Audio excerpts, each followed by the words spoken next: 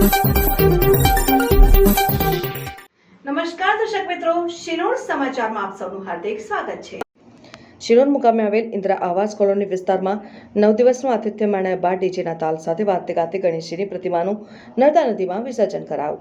વડોદરા જિલ્લાના શિનોર નગરમાં ગણેશોત્સવ 2024 અંતર્ગત અનેક સ્થળોએ ગણેશજીની નાની મોટી પ્રતિમાઓની સ્થાપના કરાઈ હતી અને પરંપરા મુજબ શિનોર નર્મદા નદીમાં વિસર્જન કરવામાં આવી રહ્યું છે। શિનોરની ઇન્દિરા આવાસ કોલોની વિસ્તારમાં પણ જય જોગણી યુવક મંડળ દ્વારા શ્રી ગણપતિ મહોત્સવ 2024નું આયોજન કરવામાં આવ્યું, જ્યાં 9 દિવસના આતિથ્ય માણ્યા બાદ ગતરોજ વિસર્જન યાત્રા કાઢવામાં આવી, જેમાં ગણેશ ભક્તો ભક્તિમાં લીન થઈ ડીજેના તાલ સાથે ગરબાની રમઝટ બોલાવી ખાસ આકર્ષણ જમાવ્યું અને ત્યારબાદ 9 દિવસથી મોંઘેરું આતિથ્ય માણી રહેલ ગણેશજીની પ્રતિમાને નર્મદા નદીમાં વિસર્જન કરી ભાવભરી વિદાય આપી હતી।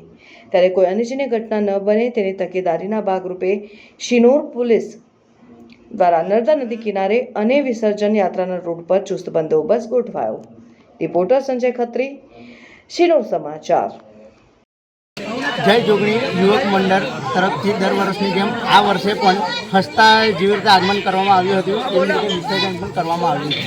એમ કહેવાય છે કે સૃષ્ટિનો નિયમ છે કે દરેક વસ્તુનું આગમન અને વિસર્જન એ નિશ્ચિત છે।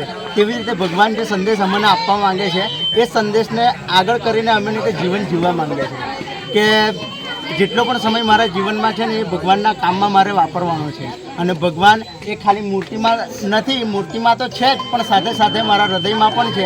આ એક ગણેશજીની એક હેતુ લઈને અમે આગળ વધ્યા છે। જેવી રીતે ભગવાને અમને સુખી કર્યા છે તેવી રીતે આખી સૃષ્ટિને સુખી કરે એવી જ ભગવાનને પ્રાર્થના। બોલો ગણપતિ બાપ્પા।